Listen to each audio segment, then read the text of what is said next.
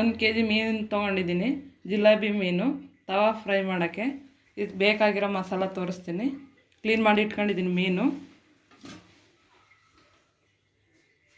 ಇದು ಒಂದು 10 ಒಣಮೆಣಸಿನ್ಕಾಯಿ, ಒಂದು 5 ಹಸಿಮೆಣಸಿನ್ಕಾಯಿ, 1 ಗೆಡ್ಡೆ ಬೆಳ್ಳುಳ್ಳಿ, ಒಂದು ಸ್ವಲ್ಪ ಉಪ್ಪು, ಮೆಣಸು 1 ಸ್ಪೂನು, ಒಂದು ಸ್ವಲ್ಪ ಜೀರಿಗೆ. ಇದು ರುಬ್ಬಕ್ಕೆ ತವಾ ಮೇಲೆ. ಇದು ಬೇಯಿಸಿ ಇಟ್ಕೊಂಡಿರೋ ಒಣಮೆಣಸಿನ್ಕಾಯಿ, ಹಸಿಮೆಣಸಿನ್ಕಾಯಿ ಎರಡೂ ಬೇಯಿಸಿ ಇಟ್ಕೊಂಡಿರೋದು. 1 ಚಮಚ ಖಾರದ ಪೌಡ್ರು,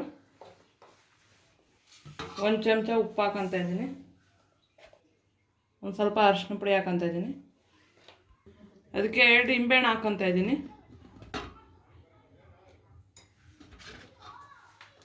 ನಿಂಬೆಹಣ್ಣು ಹಾಕೊತಾ ಇದ್ದೀನಿ. ಮೀನಿಗೆ ಚೆನ್ನಾಗಿ ಖಾರ ಸವರಿ ಇಟ್ಕೊತಾ ಇದ್ದೀನಿ. ಒಂದು 10 ನಿಮಿಷ ನೆನಿಲಿ.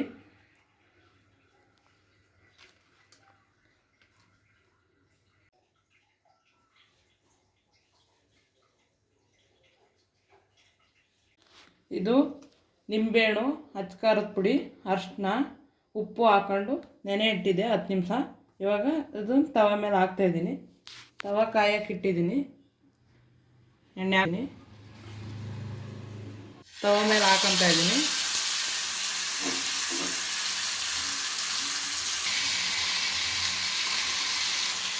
ಇದು ರುಬ್ಕೊಂಡು ಇಟ್ಕೊಂಡಿರೋ ಖಾರ ಸವರ್ಕೊತಾ ಇದ್ದೀನಿ ಮೀನಿಗೆ.